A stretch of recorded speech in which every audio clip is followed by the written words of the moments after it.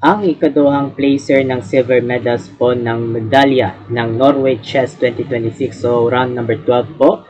Ang kaharapan naman ang kalaban ng number 2 Grandmaster China Zhu Junior kontra ng Grandmaster ng India is Hampi Conero. So unsay hitabo kung mopildi siya sa India, magdadaog sa second placer ng China po. So unsay may giisipan po sa mga games po, so pag-aralan natin po. White naman po ang number 2 ng Grandmaster ng China, Zhu Junior, kontra ng Black Pieces ng Grandmaster ng India, si Hampi Conero po. Ang oras ng round robin po, 2 hours po ng taas ng games po. So part po sa video po ang Norway Chess 2026, ang analyze po ng standings po after round number 10. Ang gihimo ni Zhu nag D4. Knight F6 naman si Conero, C4, E6 is Indian defense. Knight C3 at nag-pawn D5 naman si Conero para atakin sa pawn. Kinaon ni Zhu, kinaon si Conero at nag-bishop C5 para bishop G5.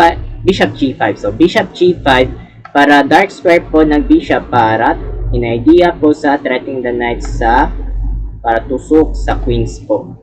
At nag-bishop E7 dinepensahan sa knight para magka-castling kingside naman si Conero po. At nag-pawn E3 naman si Zhu para dinepensahan ko. Kinasling naman si Conero at nag-bishop E3 para pinaagi sa light square sa bishop ko. At nag-H6 naman si Conero para atakin sa bishop. Ang tawag ng openings ng Queen's Gambit decline, exchange positional lines. So natakon sa libro ko. So piliyon kung captureon ba or atras. At umatras naman ni Zhu Junior po. At nag-rook E8 naman si Conero para control sa rook E5 para pin sa kings po. At nag-knight G2 naman si Zhu para magka-casting kingside sunod po. At nag-knight BD7 naman si Conero. At nag-pawn H3 si Zhu para walang knight G4. Kaya nga naman, kay konektado na naman sa pawns po sa connected po. At nag-pawn C6 naman si Conero, dinipensahan. At nag-queen C2. Pero ang bishop behind the queens po, ang idea po para liko sa castling queen side or sa dimano sa castling king side po. Ay idea po, sa may ingon ni Zhu, usap ko sunod. Magliliko ba or sa dimano? Ay, dimano ng castling. So, para tingog ni Zhu para Chinese naman ang tingog ni Zhu po. Pero sunod po. So, queen C2 naman sunod si Zhu. At nag-strong powerful naman ng knight E4 naman si Conero. Pero, ang idea po, bakit nag-knight E4? Para buksan po, para idea po sa target sa hamon ng bishop to bishop para knights atakin sa knights po. At, kinaon naman si Zhu para captureon po. Kinaon ng queen ni Conero at kinaon. Kinasling naman si Zhu, number 2 naman. At nag-knight F6 para idea para kontrolado para depensan sa pawn. At nag-rook FD1. Ay dyan ay lumabas na walang kaysaysayan ng libro po. Ang odd main lines ng 2 types po mag-rook AD1, kaduha, strong powerful D5 ang old main lines po. Pero, sunod ang rook FD1 bago naman number 2 Zhu Junior po. At nag-bishop E7 naman si Conero. Anong plano? Magbabalin sa rook AC8. Ang sunod, pawn A6. Pero unahan sa pawn A6 pero before sa balhinon sa moves po ng rook AC8 po. At nag-strong powerful D5 naman ang strong ng pawns ni Zhu Junior para atakin sa pawn. Kinapture naman si Conero. Kinaon sa knight. Kaya nga naman, ano na-capture sa knight? Kay may atake sa knight, may sunod sa threat sa queens para umalis na queens po. At kinaon naman pa rin si Conero po. Kinaon ang rooks ni Zhu. Ang plano ay idea para sunod ng battery para rooks threatening sa bishop po. At nag-rook AC8 naman si Conero. ang rooks para idea para umalis sa queen, para targets para eliminates po sa queens po.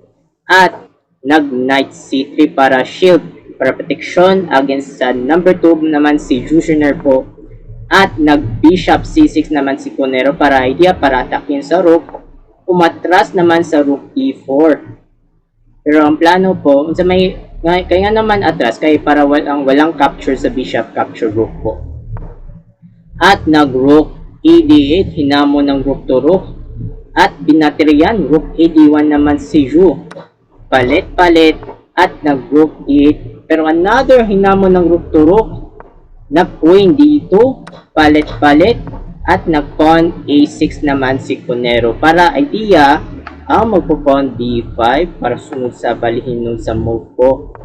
At nag-pawn b4 naman si Zhu. Ang plano ni Zhu mag-pawn a4, sunod sa b5 pawns para konektado sa light square sa with square root po. At nag-f5 dinipensan sa pawn. At nag-a4 para idea para mag-pawn b5 para sunod sa balihin sa atake sa bishop para strong powerful po. At nag-queen d7 pero hinamon ng queen to queen po pero hindi po nagustuhan ng computer ni Cunero. Ang gusto ay king h7. Perfect move naman si Cunero. So etc. So lamang po ng evaluation bar, so slightly better po sa blacks po. So balik tayo sa queen d7. Queen d7 naman si Cunero, hinamon ng queen to queen. Umiwas pero brand X naman. Ang branded move ay umiwas queen to e5. Good controls na positional move po. So slightly better naman po ng whites po. So balik tayo sa queen c4 check naman si Jushner po. At nag-queen f7. Ayutan tanan ni Zhu. Para hinaman ng queen to queen. Umayaw si Zhu. Queen c5. Pero ipaliwanag po ng halimbawa. Bakit ayaw mag-queen capture? Okay naman. Sir, okay naman mag-capture po. Kung gusto ko mag-capture, kailangan ko mag-capture po. Magiging capture. Ayun. Pero, lamang ng knights versus bishop po. So, ito ay goods. Slightly better naman na gustuhan ng computer engine po. So, bilang ng pawns, so 6 connected. So, number equal pawns naman ang whites versus black po.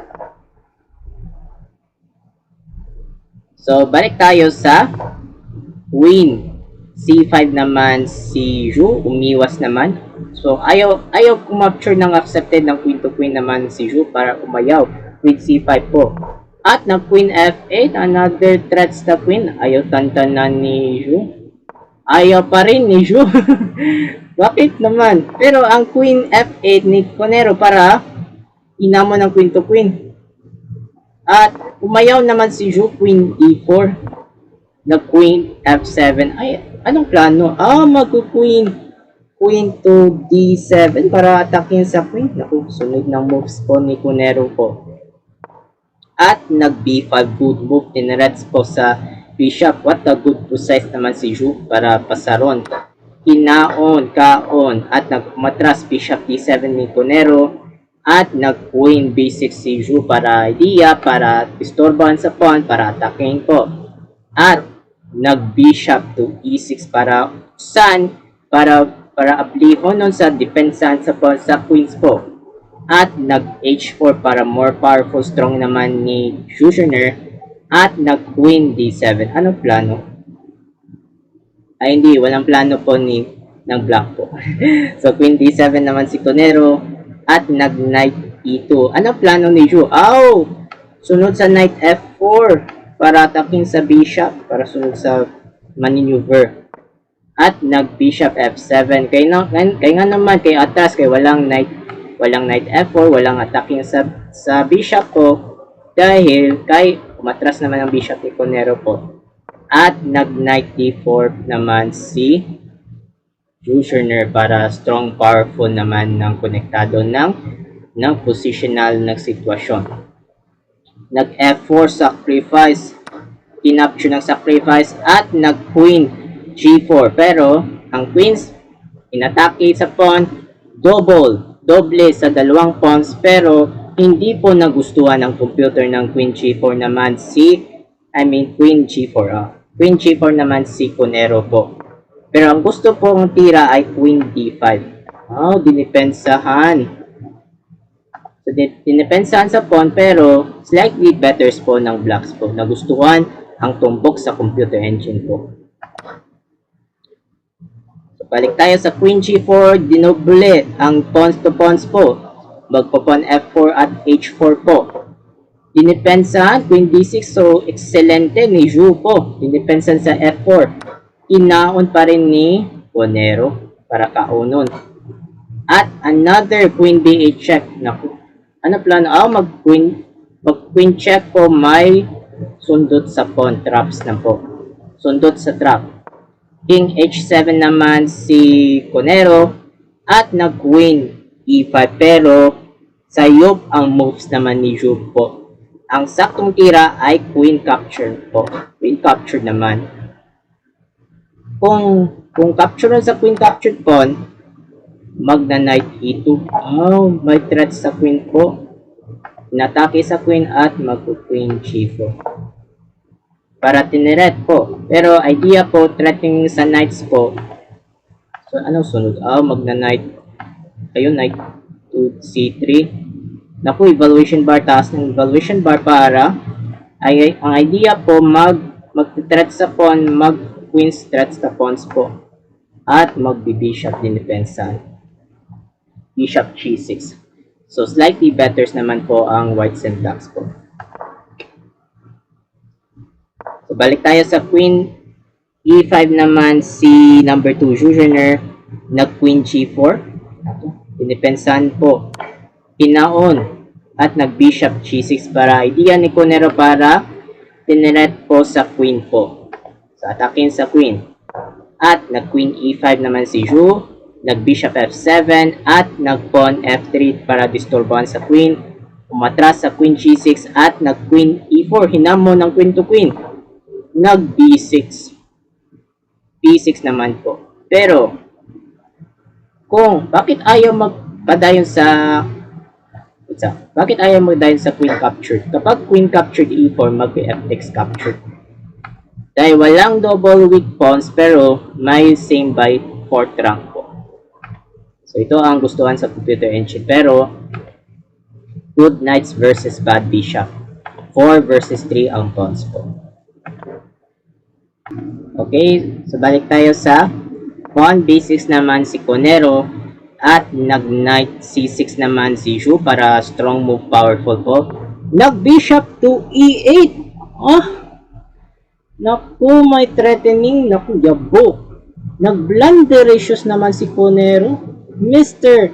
Blunderatious! Nasyagit ako. Naku, gagmay evaluation bar. Anong problema? Dapat ang saktong tira ay Bishop A2. Perfect naman sa computer. Kapag mag-Queen E2, threatening sa Bishop, matras naman Bishop F7. Slightly better naman, goods provide advantage for blacks po. So balik tayo, bakit nag-blunder issues? Naku, may evaluation bar si Conero para hagbong Bishop E8. At excelente naman. Sige. So, tumbok ng puzzle po. Ano kaya may excelente pasaron ng number 2 Grandmaster Zhugener po? Pag-guess po. So, manang samtang ulat segundo o padayon na lang. Start.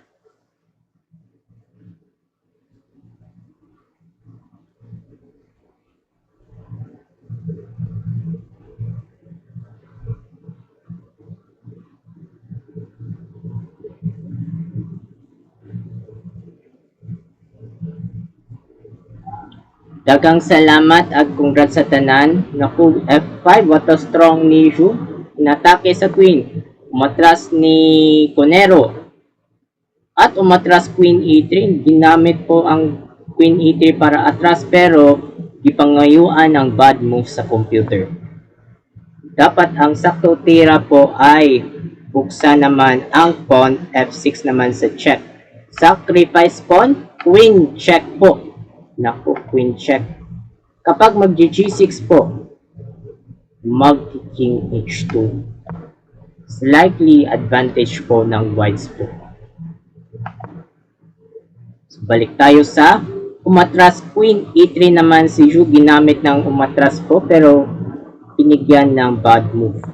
Nag-bishop D7 si Conero. Ang idea may threatening sa pawn, queen's threats sa pawns po para atakin sa pawns po.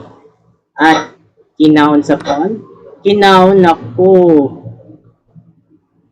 Bakit kinahon? Pero ang queen captured pawn pero hindi po nagustuhan ni Conero.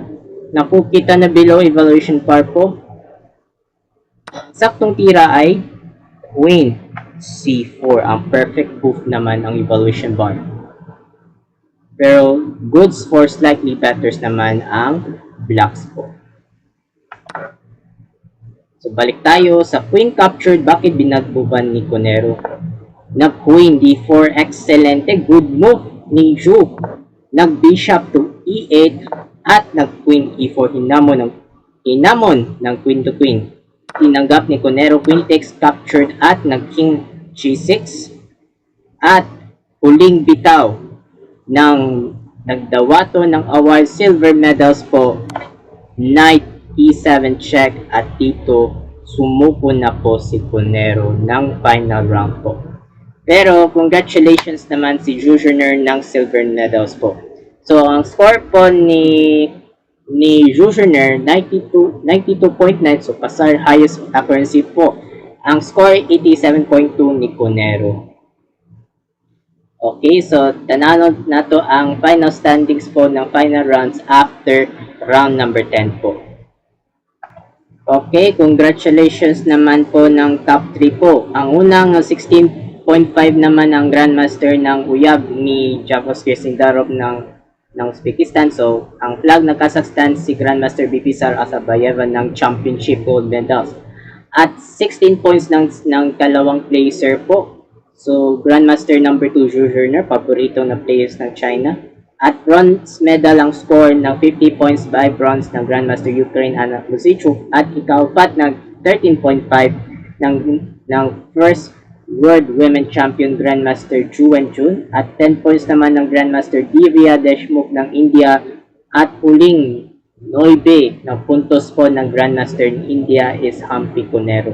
Congratulations po ang top 3 po ng Norway Chess Women's Edition po. So, ang sunod po ng FIDE World Games Rapid and Blitz Chess Championship. So, unyara should mag-analyze. So, tama sa English speaking only po. So, ang sunod ng International Master ng Beautiful Pretty ng Kazakhstan si Merut Kamalidenova kontra ng International Master naman ng China, Yu Miaoyi aka Miao Miao po. Okay, sana matutunan po sa video. Salamat po sa panonood. Ako po si MarkVlog17, also known as ICoolMark17. So, have a good day. So, keep safe. So, i-update po ang susunod pa ng chess next updates po. Paalam.